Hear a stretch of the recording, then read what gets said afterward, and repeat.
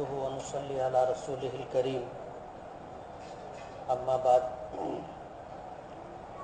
اعوذ باللہ من الشیطان الرجیم بسم اللہ الرحمن الرحیم یا ایہا الذین آمنوا قوا انفسکم واہلیکم نارا وقال النبی صلی اللہ علیہ وسلم من رأى منکم منکرا فلیغیرہ بیدہ فإن لم يستطع فبلسانه وإن لم يستطع فبقلبه وذلك أضعف الإيمان وفي رواية وليس وراء ذلك من الإيمان صدق الله العظيم وصدق رسوله النبي الكريم. بزرگان محترم اور عزیز دوستو، سرکار دو عالم صلی اللہ علیہ وسلم کو اللہ پاک نے خاتم النبیین بنایا. جو پیغام دین و شریعت کے نام سے اللہ پاک نے اپنے محبوب نبی کو عطا کیا تھا، اس کے پہنچانے کی ذمہ داری آپ کو دی تھی. اور یہ قرآن کریم میں اللہ پاک نے حکم نازل فرمایا کہ یا ایھا الرسول بلغ ما انزل الیک وان لم تفعل فما بلغت رسالتہ، کہ اے رسول جو امانت ہم نے آپ کے سپرد کی ہے اس امانت کو آپ لوگوں تک پہنچا دیں. جو کچھ پیغام ہم نے آپ پر نازل کیا ہے اسے لوگوں تک پہنچا دیں. اور اگر آپ نے نہیں پہنچایا تو آپ نے امانت کے ادا کرنے کا حق ادا نہیں کیا. آپ کو ہم نے رسول بنایا ہے اور تو آپ نے رسالت کا حق ادا نہیں کیا. مفسرین نے اسی آیت کے پیش نظر اس بات کو لکھا ہے کہ اللہ پاک کا یہ ارشاد اور اس جیسی کچھ آیتیں قرآن پاک میں ہیں جس میں اللہ کے جلال کو نمایاں طور پر محسوس کیا جا سکتا ہے. اللہ پاک کو اپنے محبوب نبی سے جتنا تعلق تھا، جتنی محبت تھی، وہ سب کو معلوم. آپ کو رحمت للعالمین بنایا، سید الانبیاء والمرسلین بنایا، اور اللہ پاک نے اپنے محبوب کو صاحب المقام بنایا. یعنی میدان محشر میں اللہ پاک اپنے بندوں میں سے ایک بندے کو وہ مقام عطا کریں گے جس مقام پر کھڑے ہو کر کے وہ اللہ سے سفارش کی شفاعت کریں گے، سفارش کریں گے کہ حساب و کتاب شروع ہو، جس کو مقام محمود کہتے ہیں. صاحب المقام المحمود کا خطاب آپ کو اللہ پاک نے عطا کیا. اور میدان محشر میں اللہ کی بارگاہ میں اس وقت تک سفارش شروع نہیں ہوگی جب تک نبی کریم صلی اللہ علیہ وسلم سفارش کی ابتدا نہیں فرمائیں گے. بخاری شریف کی روایت میں آتا ہے کہ پوری انسانیت میدان محشر کے اندر پریشان ہوگی، حساب و کتاب شروع نہیں ہوگا. اتنا پریشان ہو جائیں گے کہ حضرت آدم کے پاس جائیں گے، حضرت نوح کے پاس جائیں گے، حضرت ابراہیم کے پاس جائیں گے، حضرت موسیٰ کے پاس جائیں گے، حضرت عیسیٰ کے پاس آئیں گے.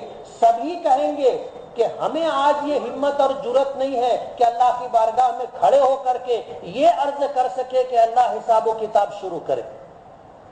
جب نبی کریم صلی اللہ علیہ وسلم تک یہ بات پہنچے گی تو آپ اللہ کی بارگاہ میں یہ سفارش کریں گے کہ حساب و کتاب شروع ہو. حدیث پاک میں آتا ہے کہ ساری انسانیت میدان محشر میں اس درجہ پریشان ہو جائے گی کہ کہنے والے یہ کہنے لگیں گے کہ حساب و کتاب شروع کیا جائے چاہے جہنم میں ہی میں ڈال دیا جائے. ظاہر بات ہے کہ انتہائی تنگ آنے پر آدمی یہ بات کہتا ہے. اور بخاری شریف کی روایت میں آتا ہے کہ شفاعت کی بھی ابتدا نہیں ہوگی. اللہ پاک کی بارگاہ میں عرش کے نیچے نبی کریم صلی اللہ علیہ وسلم سجدہ ریز ہوں گے اور اتنا طویل سجدہ فرمائیں گے کہ دنیا کے سجدے حضور کے اس سجدے کا مقابلہ نہیں کر سکتے. اور حضور خود فرماتے ہیں کہ اللہ پاک اس موقع پر مجھ پر ایسے کلمات کا القاء فرمائیں گے، میرے دل میں ایسی باتیں ڈالیں گے جو اللہ کی حمد پر، اللہ کی تعریف پر مشتمل ہوگی جسے آج میں نہیں جانتا. اس کے بعد نبی کریم صلی اللہ علیہ وسلم سے اللہ پاک فرمائیں گے کہ ارفع راسک، سر اٹھائیے، سل تعطا، آپ مانگیے دیا جائے گا، وشفع تو شفع، آپ شفاعت کریں آپ کی شفاعت قبول کی جائے گی۔ حضور پھر شفاعت کا آغاز فرمائیں۔ اتنا بلند ترین مقام اپنے محبوب کو اللہ پاک نے عطا کیا۔ حدیث پاک میں آتا ہے کہ یہ پوری کائنات آپ کے صدقے میں اللہ پاک نے پیدا کی ہے، لیکن قرآن پاک میں کچھ آیتیں ایسی ہیں کہ نبی کریم صلی اللہ علیہ وسلم کے سر مبارک اور داڑھی میں کچھ بال سفید ہو گئے تھے۔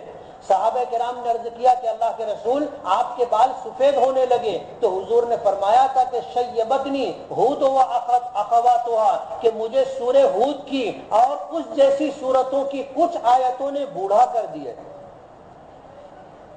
شیبتنی ہود و اخواتها، کہ سورہ ہود اور ان جیسی کچھ سورتوں کی آیتوں نے مجھے بوڑھا کر دیا۔ بات معمولی نہیں ہے۔ انہی میں سے یہ آیت بھی ہے کہ اللہ پاک نے ضابطے کی زبان استعمال کی،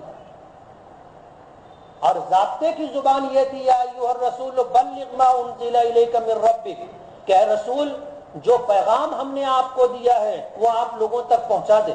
وَإِن لَّمْ تَفْعَلْ فَمَا بَلَّغْتَ رِسَالَتَهُ، اور اگر آپ نے یہ نہیں کیا تو آپ نے رسالت کا حق ادا نہیں کیا۔ ماضی میں ایسا ہوتا تھا حضور کے آنے سے پہلے کہ اللہ پاک بوقت ضرورت انبیاء کرام علیہم الصلاۃ والسلام کو بھیجتے تھے۔ آپ کو جب خاتم النبیین بنایا تو آپ کو یہ ذمہ داری کی دی کہ پیغام لوگوں تک پہنچا دے، اور آپ نے یہ پیغام لوگوں تک پہنچا دیا۔ حجۃ الوداع کے موقع پر میدان مینا میں، میدان عرفات میں نبی کریم صلی اللہ علیہ وسلم نے لوگوں سے پوچھا تھا الا هل بلغت، کیا میں نے اللہ کا دین، اللہ کا پیغام آپ تک پہنچا دیا؟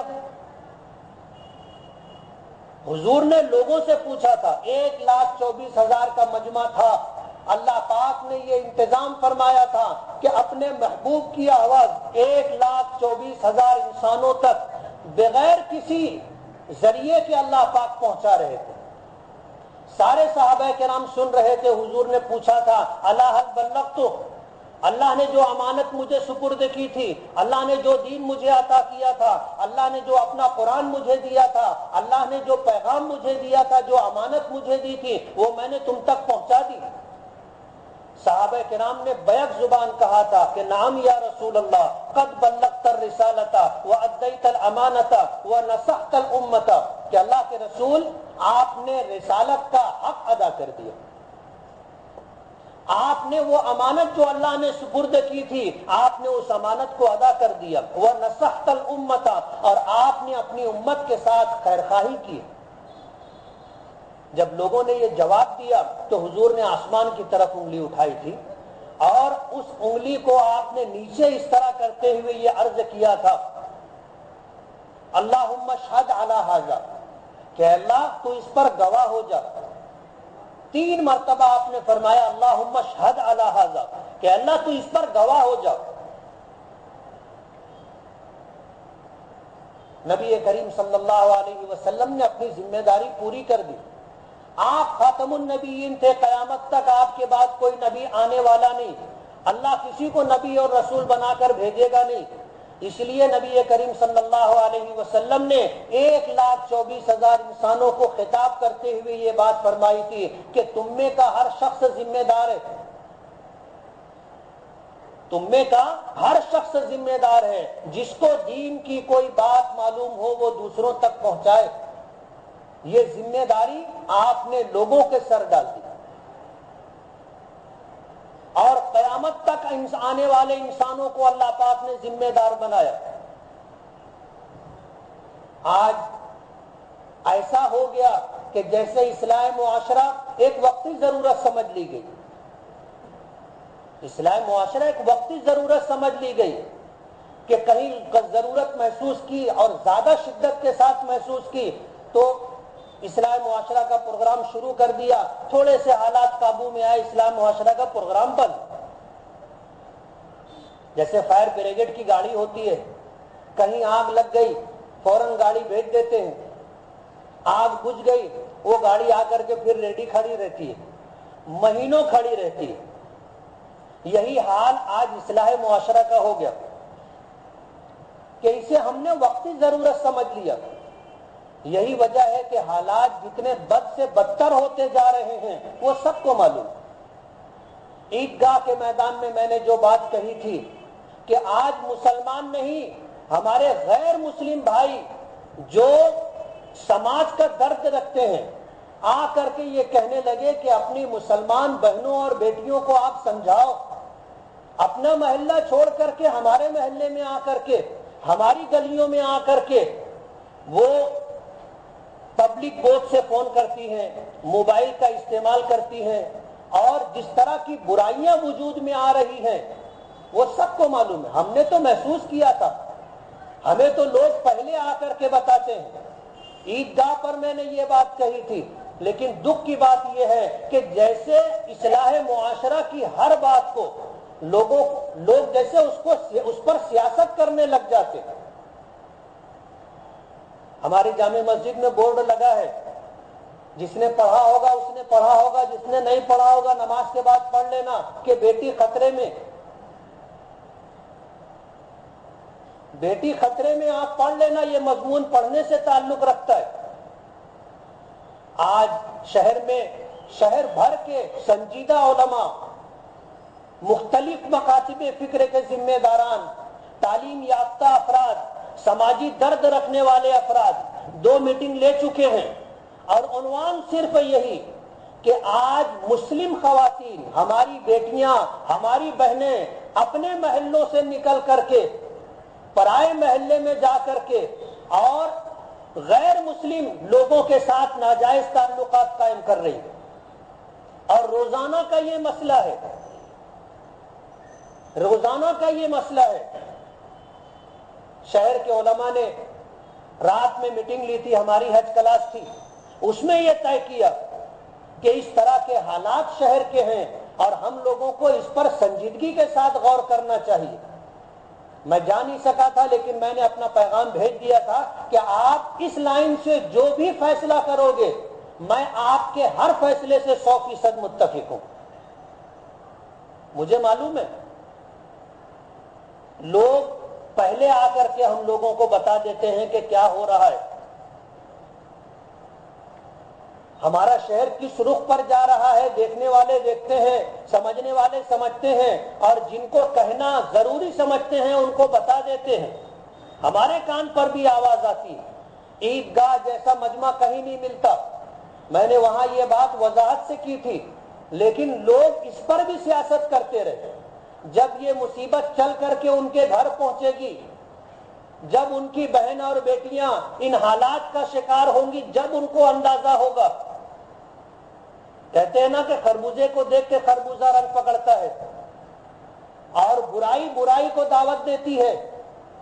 آج حالات بد سے بدتر ہوتے جا رہے ہیں. دیر سے صحیح شہر کے لوگوں کو اس بات کا احساس ہوا,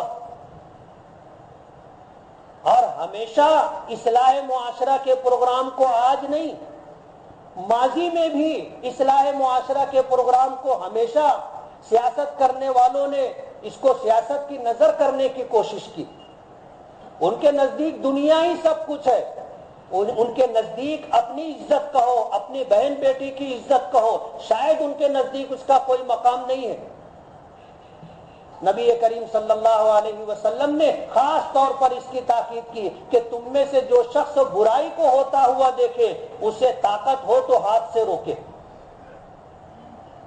طاقت ہو تو ہاتھ سے روکے. ہاتھ سے روکنے کی طاقت نہ ہو زبان سے روکنے کی کوشش کرے, اور زبان سے بھی روکنے کی طاقت نہ ہو تو دل سے برا سمجھے. اور یہ فرمائے کہ یہ ایمان کا سب سے کمزور درجہ ہے.